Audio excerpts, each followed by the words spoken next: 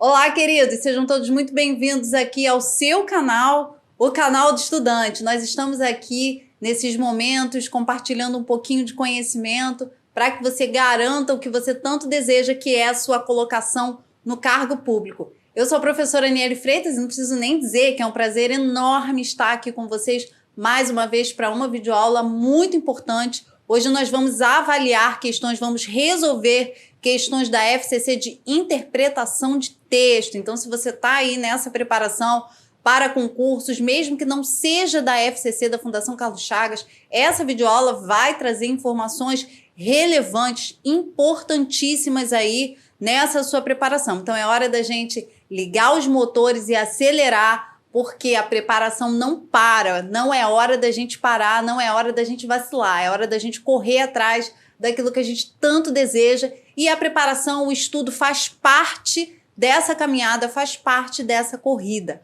Querido, se você ainda não se inscreveu aqui no canal, eu vou pedir para que você corra aqui embaixo, se inscreva, ative as notificações. Galera, é muito importante para mim saber se esse conteúdo tem realmente auxiliado você. E você me auxilia muito, me ajuda muito a produzir um material cada vez mais focado, cada vez mais objetivo aí para o seu desejo, para aquilo que você objetiva aí alcançar, que é a sua aprovação. Se você vier aqui embaixo se inscrever, se você deixar o seu like e se você também deixar o seu comentário aqui, para que a gente troque uma ideia, para que a gente consiga aí caminhar sempre da melhor forma possível, da forma mais objetiva, da forma mais comprometida para a sua preparação. Então, se você ainda não se inscreveu no canal, corra aqui embaixo, se inscreva e não deixe de nos acompanhar, porque nós temos aqui diariamente um material muito bom para você, um material que você pode baixar aqui no link da descrição,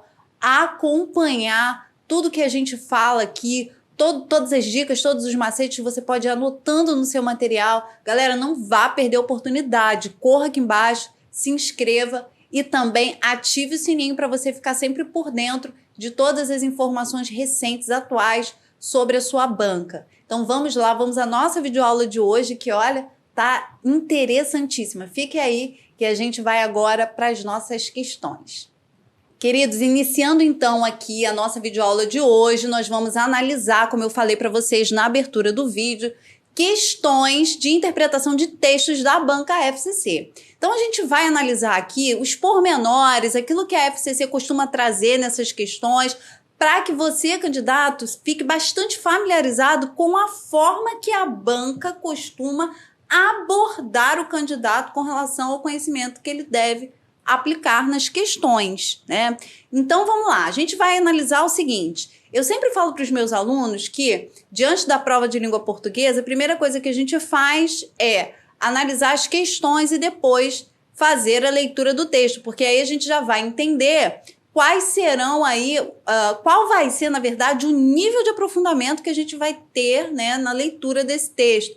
A gente já pode ir, por exemplo, para o texto com algumas sinalizações de parágrafos, de períodos, né, que as questões vão apontando para a gente, e fazer realmente uma leitura mais profunda nesses momentos do texto que já foram sinalizados aí pelas questões, né? Mas vamos fazer o seguinte, aqui no vídeo nós vamos fazer a leitura desse textinho, até porque ele é um textinho breve, né? E tem algumas questões aqui, algumas situações de tipologia textual que eu gostaria de chamar a atenção, justamente para a gente fazer uma revisão também de tipologia textual, que é um assunto muito recorrente na FCC, e nós já vimos isso aqui no canal nos vídeos anteriores. Então vamos analisar aqui o seguinte. O paradoxo da promessa é o título desse texto, né? Então é um título que já nos faz refletir, né? O paradoxo como sendo aquilo que é contrário, né? O paradoxo é uma contrariedade e a promessa é aquela intenção, né? A intenção de algo a ser feito. Então, o paradoxo, a contrariedade e a promessa, que é aquela intenção do desejo. Então, vamos lá. Em que circunstâncias alguém se exalta e defende com ardor uma opinião? Ninguém sustenta fervorosamente que 7 vezes 8 é igual a 56, pois se pode demonstrar que isso é uma verdade. Observa Bertrand Russell. O ânimo persuasivo só recrudesce e lança a mão das artes e artimanhas da retórica apaixonada quando se trata de incutir opiniões que são duvidosas ou demonstravelmente falsas. O mesmo vale para o ato de prometer alguma coisa.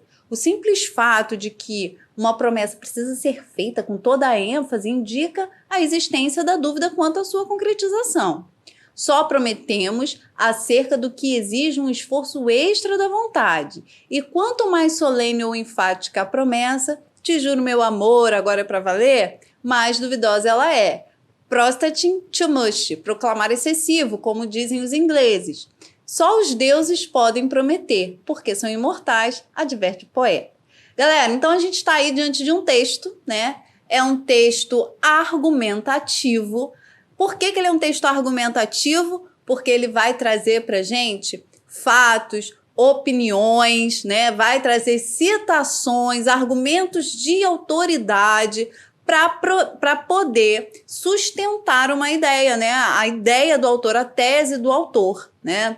Bem, passado aí essa revisão básica sobre a tipologia textual do texto argumentativo, né, dissertativo argumentativo, a gente vai então para a questão. A questão diz o seguinte: o paradoxo da promessa. Considerando-se o contexto, traduz-se adequadamente o sentido de um segmento do texto em. Então vamos lá, gente, considerando-se o contexto. Como é que a gente pode traduzir? É isso que a banca está pedindo, ó, traduz-se adequadamente o sentido de um segmento em outra. Galera, que tipo de questão é essa aqui? Questão de reescrita, ok? Questão de reescrita. Tem um vídeo aqui no canal, vou deixar aqui na descrição do vídeo, eu vou deixar o link desse vídeo em que a gente trabalha a reescrita textual, né? Tipo de questão que as bancas, olha, cobram com muita recorrência. Então, quando a banca trouxer para você palavras como traduz-se, né? Ou o mesmo sentido, né? São questões que vão abordar aí o seu conhecimento, meu caro, sobre reescrita textual. São questões de semântica que envolvem sentidos, e aí a gente pode ter, ó, uma reescrita que vai envolver o sentido das palavras, né? E que sentido das palavras, galera? Aí a gente tem os termos homófonos, né? Os vocábulos homófonos e homógrafos, mesmo som, escritas diferentes, ou mesmo escrita. Aí, de repente, no contexto, em determinado contexto, a gente tem sentidos diferentes. Então, olha só, precisa ficar muito atento com relação a isso, galera. Isso é semântica, o sentido. É a área da língua portuguesa que vai trabalhar o sentido, ok? Então, vamos lá. O que tem o mesmo sentido aqui? Vamos começar, então, pela letra E, que diz o seguinte, ó. Quanto mais solene ou enfática, está lá no segundo parágrafo, tanto mais sincera quanto consciente. Vamos parar aqui para a gente observar o seguinte. Solene tem uma correlação direta com sinceridade, a solenidade com a sinceridade. A ênfase tem uma correlação direta com algo que é consciente, com a consciência? Gente, não tem. Solene vai ter um determinado sentido, sincera tem outra, né? Algo que é solene não necessariamente é sincero e vice-versa, né? O que é enfático pode não ser consciente. Então, letra E está completamente descartada, porque as palavras que compõem a escrita das frases, das orações que estão dispostas na letra E, não tem correlação semântica, não tem correlação de sentido, tá? Então, vamos lá, letra D. Dúvida quanto à sua concretização, projeção da fé em sua efetividade. E aí eu quero chamar a atenção. Quando a gente fala de dúvida e quando a gente fala de projeção da fé, aí a gente tem um paradoxo, né? Voltando lá no título do texto. Dúvida, gente, fé não é dúvida, né? Fé, e aí, voltando aí para o significado de fé dentro de algumas camadas religiosas, o que é a fé? A fé é a certeza daquilo que a pessoa não está vendo, né? Mas ela tem certeza, mesmo sem ela ver, ela tem certeza, né? Então, dúvida não tem correlação com fé. Concretização e efetividade também não tem relação, gente. Algo que se concretiza nem sempre é algo efetivo, né? Não há uma relação de efetividade com concretização. Vamos lá, a letra C. Lança a mão das artes e artimanhas. Exclui a força artesanal e convincente. Olha só. Artes e artimanhas, artesanal e convincente, olha a pegadinha. Aí a gente pode parar um tempo e analisar que a banca foi realmente aí uma banca que quis observar de verdade se o candidato está ligado naquilo que o texto traz. Porque, olha só, lança a mão das artes e artimanhas. Mas as artes e artimanhas, gente, aqui não tá fazendo uma relação de arte com artesanal. O que o texto está trazendo é discurso, então é outro tipo de arte, não necessariamente aquela arte artesanal, a arte feita à mão, né? Artimanha e convincente também não tem correlação semântica, né? Vamos lá na letra B. Ânimo persuasivo só recrudesce, intenção retórica só se arrefece. Olha só. Ânimo persuasivo, né? Aquele ânimo para convencer alguém de alguma coisa. Intenção retórica. O candidato até poderia ficar em dúvida. Não, se ele tem um ânimo persuasivo, ele tem uma intenção retórica, né? Porque a intenção retórica, a intenção da fala, do discurso ali, vem de um ânimo persuasivo. Mas olha a palavra, persuasão e retórica.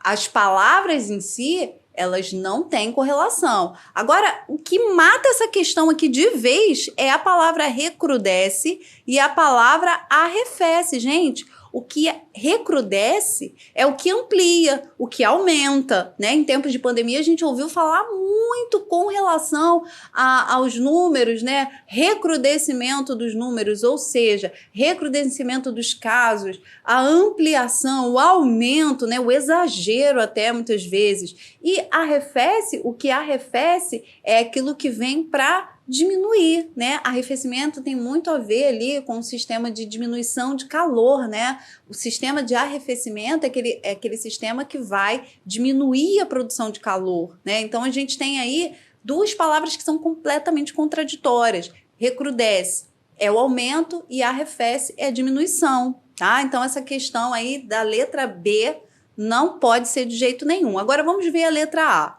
Se exalta e defende com ardor, arrebata-se e sustenta a compaixão. Então, vamos lá. Se exalta, arrebata-se. Gente, arrebatar, né? O que é arrebatado é aquilo que é abstraído e numa questão de abstração de ascensão, né? De subida. Arrebata-se, subiu, né? Então, exalta-se e defende com ardor e sustenta, ó, quem defende, sustenta, né? Com ardor, compaixão, né? Então, tem uma relação semântica aí entre essas palavras. Então, qual é a nossa opção aqui? A nossa opção, o nosso gabarito é a letra A de amor. Gente, A de amor para combinar com a paixão, né? Então, letra A de amor é o gabarito da nossa questão, da nossa primeira questão. Queridos, segunda questão dessa nossa coletânea vai trazer o seguinte pra gente. Nós temos aí, olha só. Lembra que eu falei para vocês que a gente pode resolver uma questão até mesmo sem analisar o texto? Pois é, tem questões, não são todas, mas tem questões que a gente consegue analisar sem nem ter lido o texto. É o caso dessa aqui. Eu trouxe até para vocês, gente, olha só, aqui embaixo eu coloquei exatamente o trecho em que a questão foi baseada, né? A questão do texto em que essa questão foi baseada. Mas ela não necessariamente vai depender aí da leitura do texto para ser resolvida, tá? Vamos observar o seguinte, ela vai dizer o seguinte: pois seu contato era muito maior com os romanos simples do que com as camadas sociais mais altas do império. A gente tem aí, então, um texto que vai trazer um pouco dessa evolução do latim para a língua portuguesa, num contexto histórico, né, dessa evolução, como isso se deu, e tem esse trecho aí, né, trazendo para a gente um dado colocado no texto. Bem, o enunciado da questão ele é muito claro, né, sobre o que a gente tem que fazer, e eu quero chamar a sua atenção para ele. Olha o que ele diz aqui, ó. mantém-se o sentido. Pessoal, falou em sentido, é questão de reescrita textual, é questão que vai envolver semântica, tá? Então, a gente poderia ter aqui, por exemplo, né, uma sequência de alternativas com a frase reescrita, mudando somente a conjunção. Só de olhar, galera, para cá, para as alternativas, a gente já vê que se trata de um conhecimento sobre conjunção. E aí é o que eu falo para vocês. Conjunção é um assunto que tem que revisar o tempo todo. Conjunções coordenativas e conjunções subordinativas. Lá no nosso Instagram tem um material produzido para que você possa fazer print, salvar, imprimir, colar na parede do quarto, colar no espelho do banheiro. Gente, qualquer lugar é lugar. Qualquer lugar que você passe, para que você relembre sempre quais são as conjunções. Porque só de olhar para a questão, você já mataria. Olha só, aqui está dizendo o seguinte: mantém-se o sentido do trecho acima, substituindo-se o termo sublinhado por. O termo sublinhado aqui é o pois. Não saiu aqui no slide, mas no material que vocês vão baixar aqui na descrição, ele tá sublinhado, tá? Não vai ter dúvida. Então, vamos lá. É o pois. A gente já sabe que o pois é uma conjunção, né? E o pois, ele vai ser uma conjunção ou explicativa, né? Ou ele vai ser uma conjunção explicativa, ou ele vai ser uma conjunção conclusiva. Vamos ver aqui um exemplo da explicativa. Por exemplo, eu posso dizer que, vamos pensar, ele está correndo,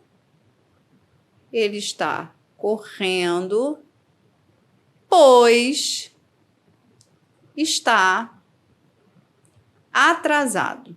Eu estou explicando o motivo dele estar correndo, né? Ele está correndo, pois está atrasado. Agora, vamos pensar aqui numa frase conclusiva usando pois. Vamos lá. Vamos colocar aqui, ó. Passamos na prova. Isso aqui é para a galera toda que está aí, ó. Podemos, pois, comemorar. Qual a diferença? Comemorar. Qual a diferença de um para o outro aqui, galera, que eu vou deixar para vocês é a seguinte. Aqui, na explicativa, vou pegar até uma outra cor aqui, ó. Na explicativa, o pois, ele vem após a vírgula. Na conclusiva, o pois, ele vai vir entre vírgulas. Ele vai poder ser substituído por outra conclusiva, gente. Não tem a menor dúvida, ó. Usando portanto, que a gente pode usar o portanto. A gente pode usar o logo, a gente pode usar o então, tá? Porque são conjunções igualmente conclusivas, que não vão alterar o sentido, ó. Passamos na prova, podemos, portanto, comemorar. Passamos na prova, podemos logo comemorar. Passamos na prova, podemos então comemorar. E o pois aqui, ó, ele está correndo, pois, ó, só tem uma vírgula, é o vírgula antes do pois, tá? Ele está correndo, pois está atrasado. Ele está correndo, vamos lá, porque está atrasado. Simples, né? O porquê, esse porquê explicativo, que é junto sem acento, né? É o porquê que vai fazer essa substituição sem alterar sentido. São duas palavras que são semanticamente equivalentes, tá? Então, a gente tem aqui a letra A como opção correta, nosso gabarito. Então, letrinha A. Galera, nossa próxima questão, ela vai trazer pra gente, a próxima questão é essa, tá? Eu trouxe aqui o textinho porque ele é um textinho pequeno e dá pra gente fazer uma leitura bem rápida aqui. Olha, a questão vai perguntar o seguinte: no primeiro parágrafo, Tales de Mileto é descrito como um homem, e aí é preciso fazer a leitura desse primeiro parágrafo que a questão requer para que você realmente entenda o que é Tales de Mileto, como ele é descrito, né? Se ele é introspectivo, se ele é místico, se ele é distraído, se ele é empírico, se ele é irônico. Vai que no primeiro parágrafo a gente tem uma descrição de Tales de Mileto. Ó, eu sempre ouvi falar em Tales de Mileto, mas nunca tive uma descrição, por exemplo, mística dele. nem tive uma descrição irônica, mas vai que foi feito um estudo, né, que revela essa identidade, essa personalidade mística de Tales de Mileto, né? Então, precisamos, nesse caso, ler o texto para saber o que o texto vai abordar. E o texto vai dizer o seguinte pra gente, olha só. A reputação do filósofo Tales de Mileto era legendária. Usando seu conhecimento astronômico e meteorológico, ele previu uma excelente colheita de azeitona com 1 ano de antecedência. Sendo um homem prático, conseguiu dinheiro para alugar todas as prensas de azeite de oliva da região.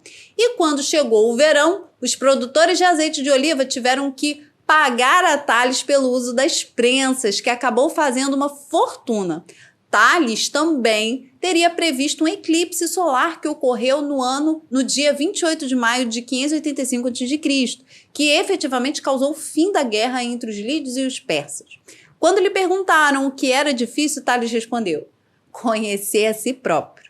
Quando lhe perguntaram o que é fácil, respondeu: dar conselhos. Não é à toa que era considerado um dos 7 homens sábios da Grécia Antiga. Então vamos lá, gente. No primeiro parágrafo é o que a questão pede pra gente.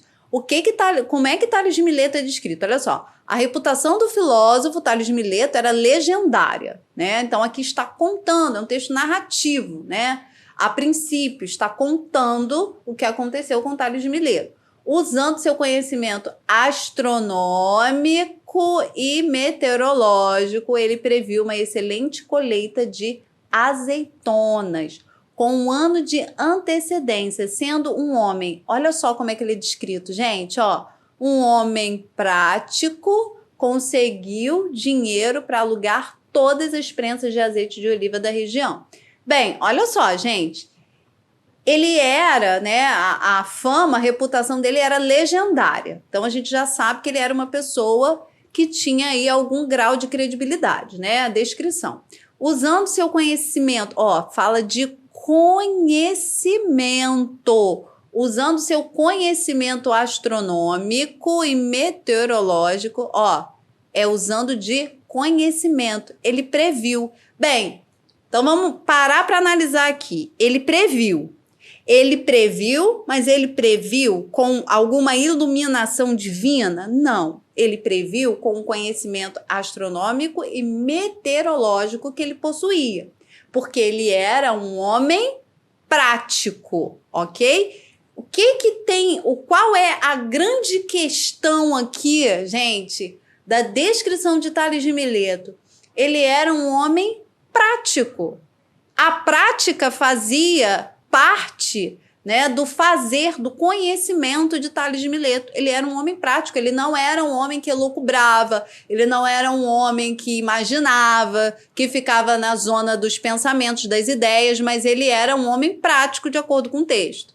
Então vamos lá. No primeiro parágrafo, Tales de Mileto é descrito como um homem. Observem que a questão, mais uma vez, é uma questão de semântica, de conhecimento semântico. Por quê? Porque lá está dizendo que Tales era um homem prático. E a questão nada mais quer do candidato do que saber se você sabe o que é ser introspectivo, sabe o que é ser místico, sabe o que é ser distraído, sabe o que é ser empírico, sabe o que é ser irônico, né? Porque lá a descrição dele é como prático, gente. A única palavra dentre essas opções que a gente pode definir como um homem prático, né? E de acordo com o conhecimento que ele tinha, que era um conhecimento, vamos lá, voltar no texto, olha só. Era um conhecimento astronômico e meteorológico. Não era um conhecimento religioso, não era um conhecimento baseado em algo que não se podia provar, né? Ele era da astronomia, ele era da meteorologia, né? Até então, a gente ainda não pode falar de ciência, mas até então, 2 áreas de conhecimento, né?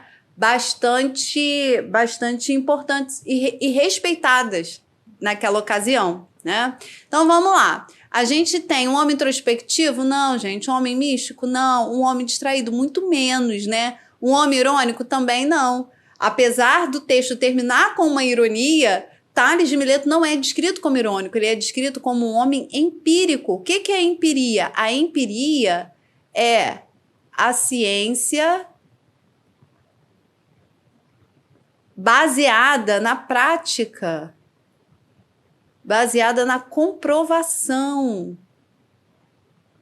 não é simplesmente, né? Se é que a gente pode fazer um neologismo aqui, não é uma ciência baseada, não é um conhecimento baseado em achismos, né? E sim um conhecimento baseado na comprovação, na prática, tá? Então, aí o nosso gabarito é letra D de dado, ok?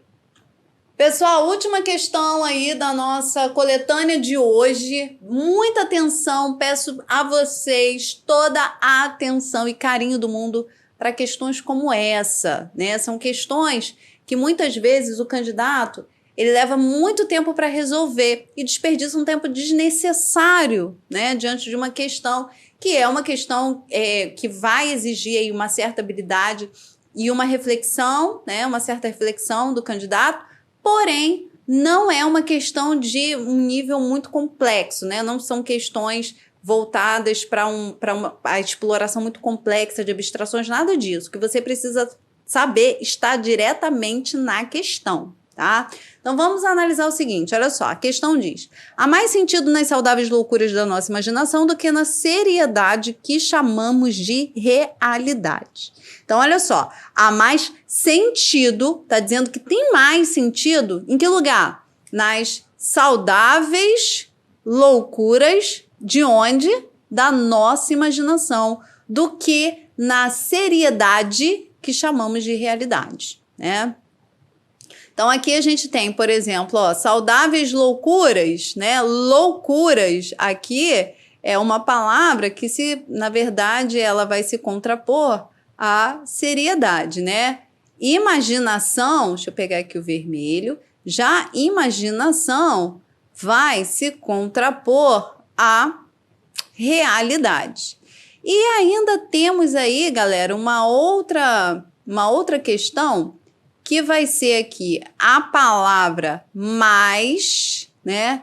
Tem mais sentido do que. Então, é um grau aí comparativo, né? Há mais sentido onde?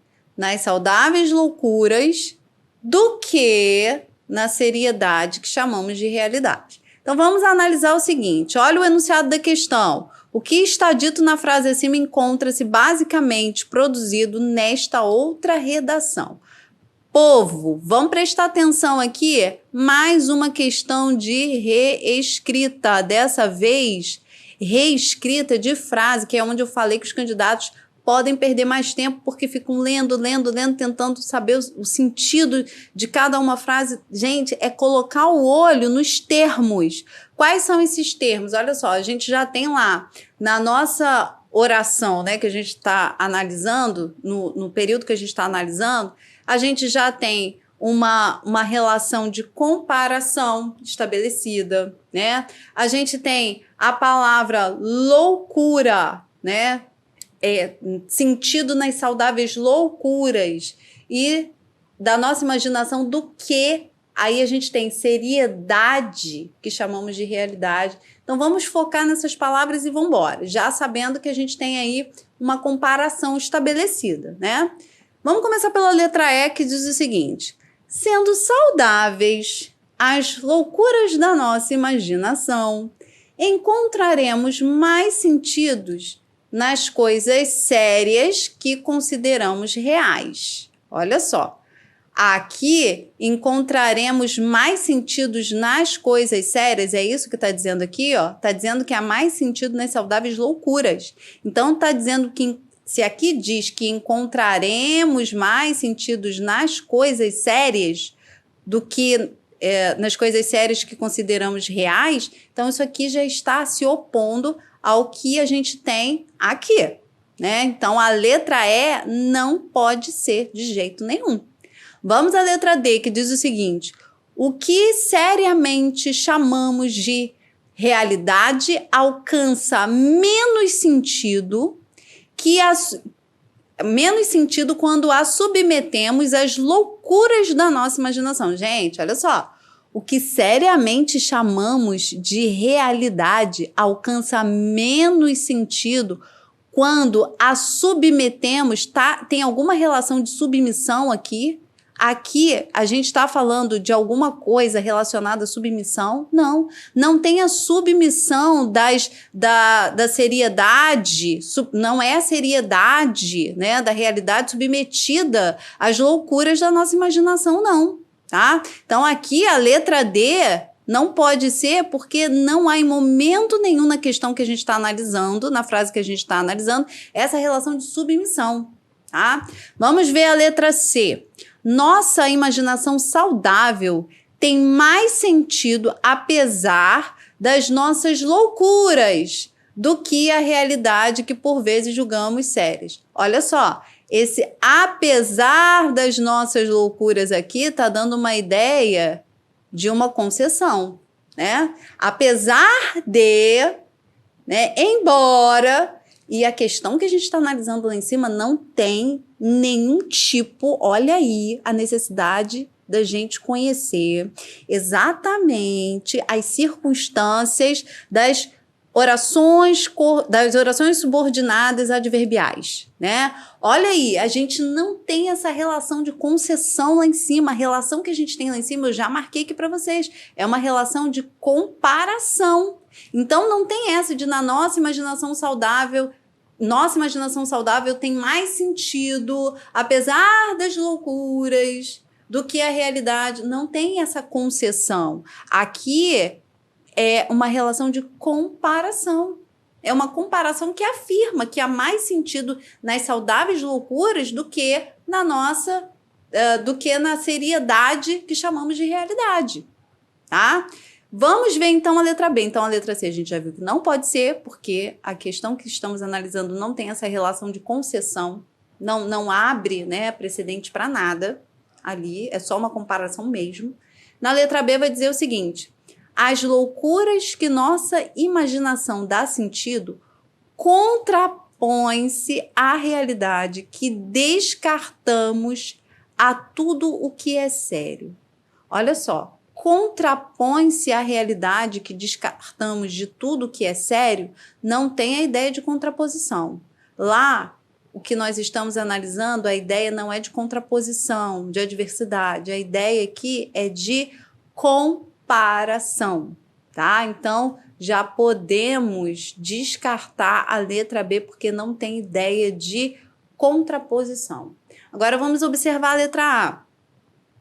A seriedade, que chamamos de realidade, faz menos sentido. Vamos analisar se faz menos sentido? Ó, a seriedade, que chamamos de realidade, realmente, ela faz menos sentido, né? É o que está sendo dito ali, do que nossa imaginação com suas loucuras saudáveis. Gente, o que a questão fez? O que a banca fez, galera? Só trocou. Pegou o que estava aqui no final, passou para o início, pegou o que estava no início, passou para o final e manteve a relação. Então, uma coisa muito importante que a gente precisa observar nas questões de reescrita de texto é no deslocamento dos termos. Gente, deslocamento dos termos. Porque muitas vezes a banca só desloca, tira do final, coloca para o início, aí coloca uma vírgula, né? Porque deslocou o elemento ali, o termo, e quer que você analise para ver se continua com sentido, se continua com o mesmo sentido, tá? Então, galera, isso aí é muito frequente, tá? Se você ainda não assistiu o nosso vídeo sobre reescrita, eu vou deixar aqui na descrição para que você assista. É um vídeo que a gente vai resolvendo questões e, ao mesmo tempo, eu vou explicando passo a passo da reescrita, como que as bancas se colocam ali na hora de cobrar do candidato conhecimento semântico para realizar questões de reescrita. Todos os macetes, o que vocês precisam analisar, quais os termos, quais os elementos, tudo que vocês precisam fazer tem nesse vídeo, eu vou deixar aqui na descrição, ok? Então, a gente tem aqui gabarito, o nosso gabarito aqui é letra A de amor. Gostei dessa coletânea de questão que veio cheio de A, letra A de amor. Não foi intencional, tá, gente? Junho, mês dos namorados, mas não foi intencional. A letrinha A aí veio realmente como opção da banca para essas questões, eu não tive nada a ver com isso, ok? Então, temos aí... Mais uma vez, reforço para vocês, não deixem de assistir ao vídeo sobre reescrita que está aqui na descrição desse vídeo que vocês estão assistindo agora. Queridos, assim a gente finaliza mais uma seleção de questões da FCC, questões muito importantes, questões muito relevantes que nós vimos aí, pontos cruciais na sua preparação para a FCC. Quero te convidar a vir conosco também lá no nosso Instagram, que está aparecendo aqui no rodapé para vocês. Não deixem de nos acompanhar por lá também.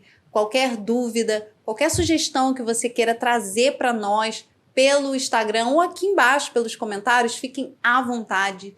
Não esqueçam de baixar o material dessa videoaula que você acabou de assistir, tá aqui embaixo na descrição do vídeo, e também de assistir as aulas que eu fui sinalizando ao longo do vídeo para vocês, aulas importantes que complementam aí muito do conhecimento que a gente conversou aqui hoje na resolução dessas questões. Ó, um beijo enorme para vocês, obrigada por terem ficado até aqui. Não deixem de se inscrever aqui no canal, ativar as notificações e ótimos estudos para vocês. Tchau, tchau.